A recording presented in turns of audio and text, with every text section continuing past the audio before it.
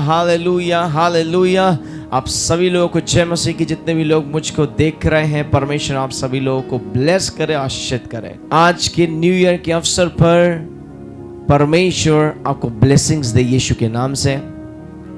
और 2024 में आप सभी लोगों का स्वागत है, जो कि ब्लेसिंग ईयर है। आमीन, आमीन। परमेश्वर के लोगों में संग निकाल के पढ़िएगा यशायाह 43वां अध्याय, उसकी 18 और 19वीं आयत से हम पढ़ते हैं। बाइबल में इस प्रकार से लिखा है, अब बीती हुई घटनाओं को याद मत करना। हे 2023 में जो भी तुम्हारे संग गलत हुआ है, अन्याय हुआ है, बुरा हुआ है, बाइबल इस प्रकार से बोल रहा है 2024 के लिए कि आज जब तुम नए साल के अवसर पर जब तुम आए हो, सो 2023 की बातों को याद मत करना।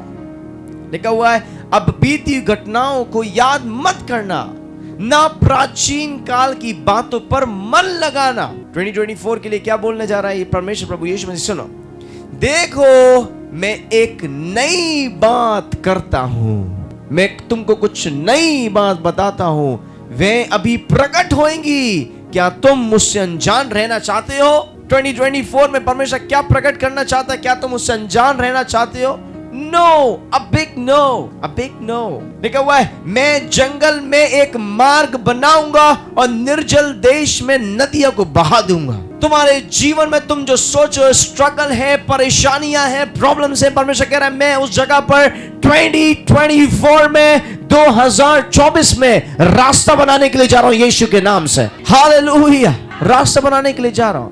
इसलिए अपनी बीती हुई बातों को याद बिल्कुल भी मत करना, और ना प्राचीन काल की बातों पर जो 2023 में तुम्हारे साथ हुआ है उन पर मन भी मत लगाना, क्योंकि परमेश्वर कह रहा है 2024 में 2024 में परमेश्वर सब कुछ न्यू ब्रांडेड करने के लिए जा रहा है इन जीसस। आमीन, हालेलुया, आमीन, हालेलुया। 2024 में जो भी तुम काम करते हो परमेश्वर के लोग, चाहे वो मिनिस्ट्री हो, चाहे वो बिजनेस हो, चाहे कुछ भी हो, परमेश्वर तुमको प्रॉस्पर करने के लिए जा रहा है यीशु के नाम से। परमेश्वर तुमको उन्नति देने के लिए जा रहा है यीशु मसीह के मान नाम से। आमेन, आमेन। क्योंकि वो समय आ गया है जिसकी तुम इच्छा कर रहे थे। आमेन। तुम उस समय का इंतजार कर रहे थे जिसमें तुमको ब्लेसिंग्स मिले हैं, एक ऐसी ब्लेसिंग्स जो कि तुमको अभी तक नहीं मिल पाई है। 2024 में परमेश्वर वो देने के लिए जा रहा है इन जीसस ने। ये फर्क नहीं पड़ता कि तुमने कैसे शुरुआत करी है, ये फर्क नहीं पड़ता कि 2023 में तुम्हारे संग क्या व्यतीत हुआ, क्या किस चुनौतियों से तुम गुजरे, लेकिन 2024 में एक अच्छा साल होने के लिए जा रहा है इन जीसस ने। सो परमेश्वर कह रहा है अपनी आंखों को उठाओ और देखो, मैं सब कुछ न्यू ब्रांडेड करने के लिए जा रहा हूं इन जीसस ने। सब कुछ नया करने के लिए जा रहा हूं मैं 2024 में। Hallelujah, hallelujah, hallelujah. परमेश्वर के लोगों, जब तुमको परमेश्वर की ओर से प्रकाशन मिलता है, वो ज्ञान की बातें जब तुम्हारे हृदय में जाती हैं, वो प्रकाशन की बातें तुम्हारे लिए रास्तों को खोलती हैं। द्वार जो बंद हैं वो बंद दरवाजों को खोल देती हैं प्रकाशन की बातें। Revelation opens the door. Hallelujah. Bible इस प्रकार से बताता है, उत्पत्ति 26वां अध्याय उसकी 12 से 24, बाइबल इस प्रकार से कहता है, फिर इसहाक ने उस देश में जोता बोया और उसी वर्ष में 100 गुना फल पाया, और परमेश्वर यहोवा ने उसको आशीष दी। सुनो ध्यान से, 2024 तुम्हारे लिए क्या होने वाला, ध्यान से सुन लो।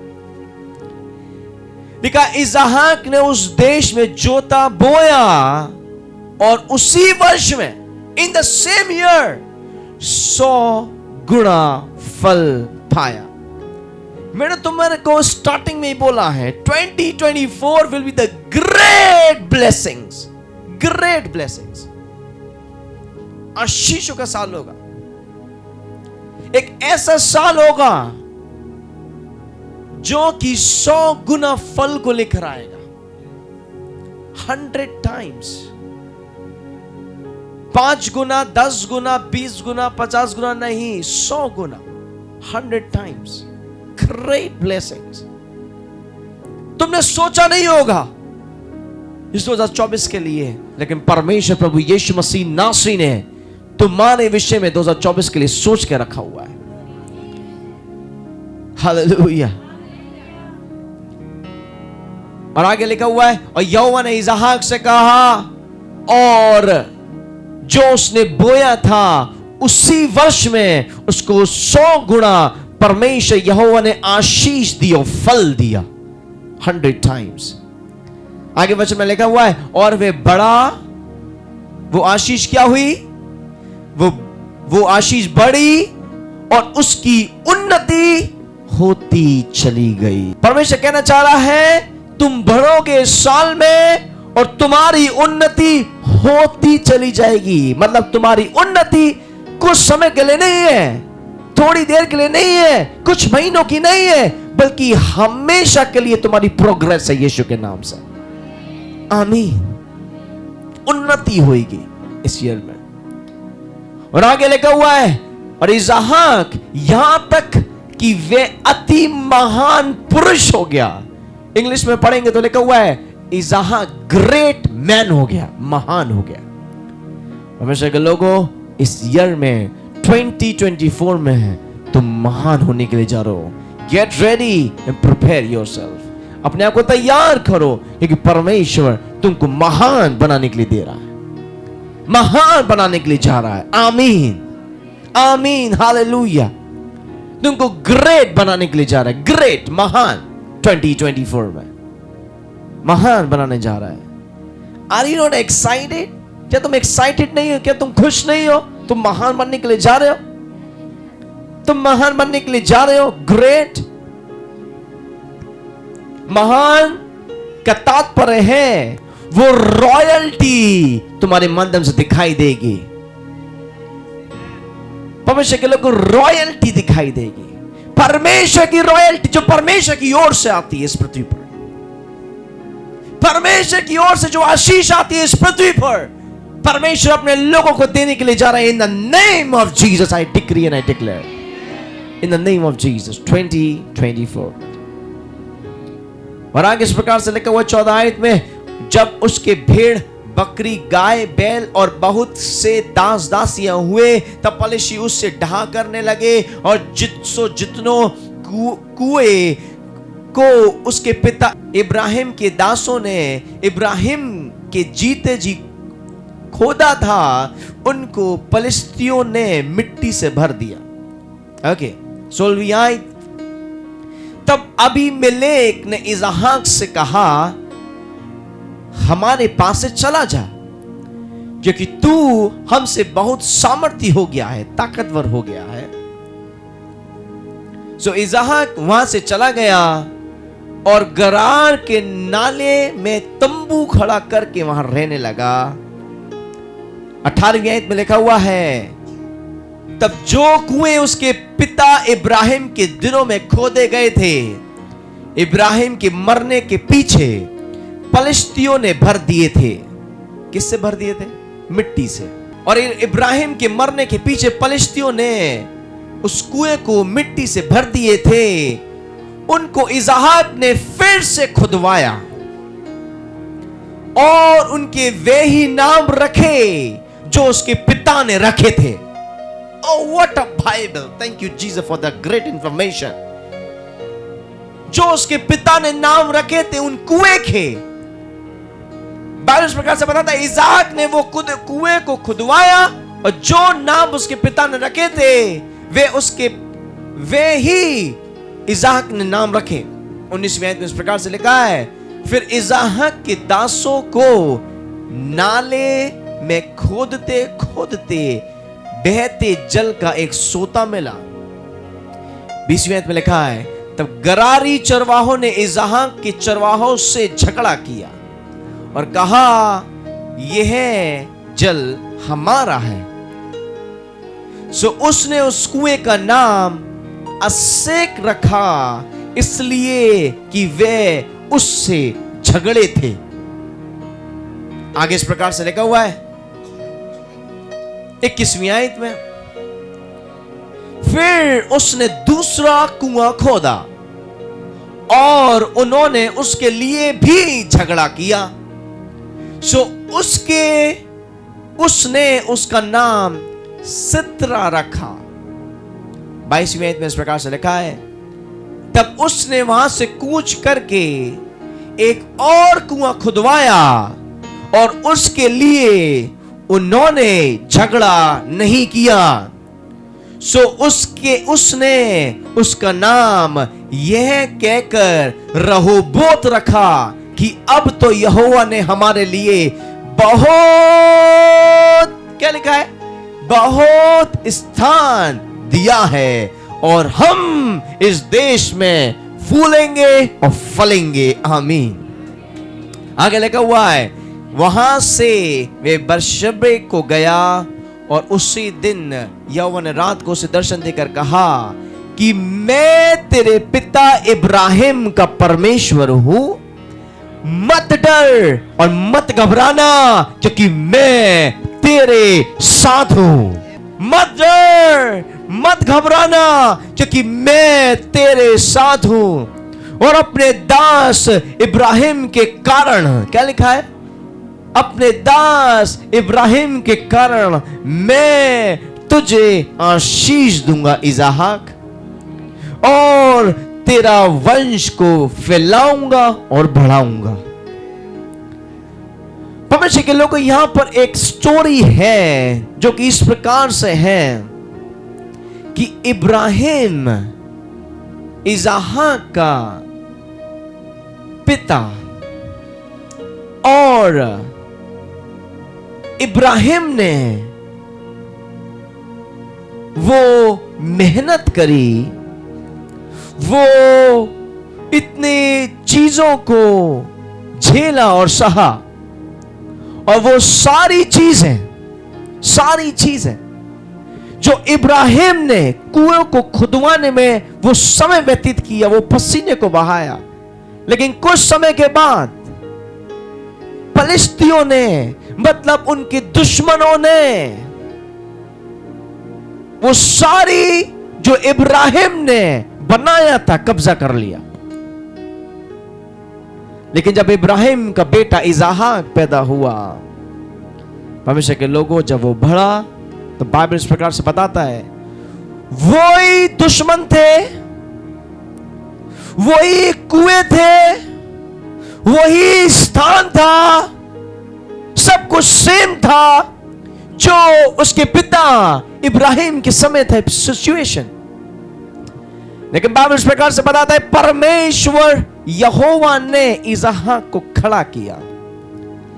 और बाइबल इस प्रकार से बताता है कि उन कुएं को खोदते खोदते फलिस्तियों का समय बर्बाद हो गया, लेकिन उसमें से पानी नहीं निकला।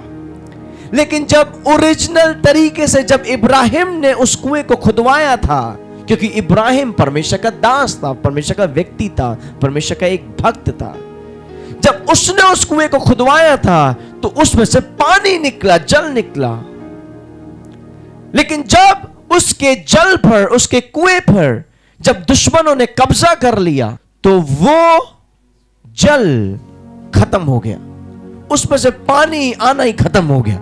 सुनो ध्यान से, सुनो ध्यान से। और बाइबल इस प्रकार से बताता है, खुदा के लोगों, वो जल जब खत्म हो गया तो फलिस्ती घबरा गए कि इसमें तो कुएं में पानी था, अभी तक जब तक अब्राहम के कब्जे में था इसमें से पानी निकलता था, अब पानी कहां गया? और फलिस्तियों को जो कि वो दुश्मन थे, उनको पानी नसीब नहीं हुआ। उन्होंने पानी के लिए झगड़ा किया था, उन्होंने उस चीज को हथिया लिया था, लेकिन वो नसीब नहीं हुआ। और उन्होंने, उनके दुश्मनों ने क्या किया, फिर उसमें मिट्टी भरवा दी कि कुएं का क्या खाली क्या करेंगे, उसमें मिट्टी डाल दो, मिट्टी से भर दो। कुछ समय के बाद जब सालों बीत गए, इसहाक आया उसी सेम जगह पर, उसी सेम स्थान पर जहां पर दुश्मनों के इतना प्रयास करने के बावजूद भी वहां से पानी नहीं निकला। फिर इज़हाक आया, इब्राहिम का बेटा इज़हाक आया, वो भी परमेश्वर का भक्त था, वो भी परमेश्वर का एक सच्चा दास था। बाइबल इस प्रकार से बताता है कि इज़हाक जब आया और इज़हाक ने उसी कुएं को खुदवाया, उसमें से पानी निकला। आप समझ पा रहे? उसमें से पानी निकला। लेकिन दुश्मन आ गए और वो बोलते कि ये कुआं तो हमारा था, ये अब हमारा है। वो लड़ाई झगड़ा करने लग गए क्योंकि उस कुएं में से पानी निकला था। और झगड़ा करके इज़हाक ने बोला, एक काम करो, इनको दे दो, ये झगड़ा कर रहे हैं, इनको दे दो ये। फिर वो दूसरा कुआं खोदने के लिए गया, इज़हाक परमेश्वर का दास। समझ पा रहे हो? दूसरे कुएं को खोदा, उसमें से भी पानी निकला। ये वही कुआं है जितने दुश्मनों ने छीन लिया था, ले लिया था, लेकिन उसमें से पानी नहीं निकला। उनके लिए वो चीज यूजलेस चीज हो गई। उन्होंने मिट्टी भरवा दी उस कुएं में। जब दूसरे कुएं को खोदा तो बाइबल इस प्रकार से बताता है, उसमें से भी पानी निकला जब इज़हाक ने खुदवाया था। फिर से वो आ गए, झगड़ा करने लग गए कि ये कुआं तो हमारा है। फिर से वो झगड़ा इन्होंने किया कि ये कुआं तो हमारा है। बाइबल में लिखा है, इज़हाक ने बोला कि इस कुएं को भी तुम ले लो। इज़हाक ने फिर तीसरा कुआं को खुदवाया। तू तीसरे जब कुएं को जब खुदवाया तो बाइबल इस प्रकार से बताता है, परमेश्वर के लोगों जब तीसरे कुएं को खुदवाया तो उसमें से भी पानी बह निकला। और बाइबल इस प्रकार से बताता है कि तीसरी बार में फिलिस्ती के लोग नहीं आए इज़हाक से लड़ने के लिए। वो समझ गए थे कि हमने भी इस कुएं में से काफी हमने प्रॉब्लम को झेला, लेकिन फिर भी पानी नहीं निकला। लेकिन ये जब से आया है, सब कुएं में पानी भर रहा है बार बार। इसका मतलब इसके साथ परमेश्वर है। हालेलुया। परमेश्वर के लोगों, एक चीज ध्यान रख लो, तुम्हारे जिंदगी में कैसी भी प्रॉब्लम क्यों ना आ जाए, लेकिन जहां पर तुम हो वहां पर तुम ब्लेसिंग्स को लाओगे यीशु के नाम से। हालेलुया। ये ब्लेसिंग्स का समय है, ये ब्लेसिंग्स का समय है, ये आशीष का समय है। एक ऐसी आशीष का समय है जो कि तुमको अभी तक नहीं मिली है, परमेश्वर अब देने के लिए जा रहा है। हो सकता है कि तुमसे दुश्मनों ने छीन लिया हो, घबराओ मत। हो सकता है तुम्हारी जमीन पर कब्जा कर लिया, घबराओ मत। हो सकता है तुमसे यह भी छीन लिया हो, घबराओ मत खुदा के लोगों, क्योंकि तुम परमेश्वर के लोग हो। बार बार परमेश्वर तुमको आशीष देता चले जाएगा। हालेलुया। बाइबल इस प्रकार से बताता है, इब्रानियों की पुस्तक में उसका 13वें अध्याय में, Jesus is same yesterday today and forever. परमेश्वर आज कल और युगानुयुग एक सा परमेश्वर है। किस बात की चिंता कर रहे हो तुम? किसकी? हेलो, किसकी चिंता कर रहे हो? तुम्हें किसके लिए डर लग रहा है? तुम्हें किसका डर लग रहा है? तुम्हें किस चीज का डर लग रहा है?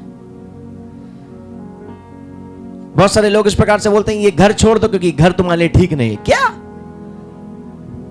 इज़हाक ने क्या किया? वही कुआं जिसमें से पानी नहीं निकला था वहीं पर गया कि ये अब मैं काम करता हूं, इस कुएं को अब मैं आशीषित बना दूंगा। हालेलुया। जो कुछ लोग जो बोल रहे हैं अपने घर को छोड़ दो, घर ठीक नहीं है क्योंकि इस घर में पनप नहीं पा रहे, फल नहीं पा रहे, बलवंत नहीं हो पा रहा है, समझ जाओ जब तुम जाओगे तो वो घर तुम्हारे कारण आशीष ठहरेगा। हालेलुया।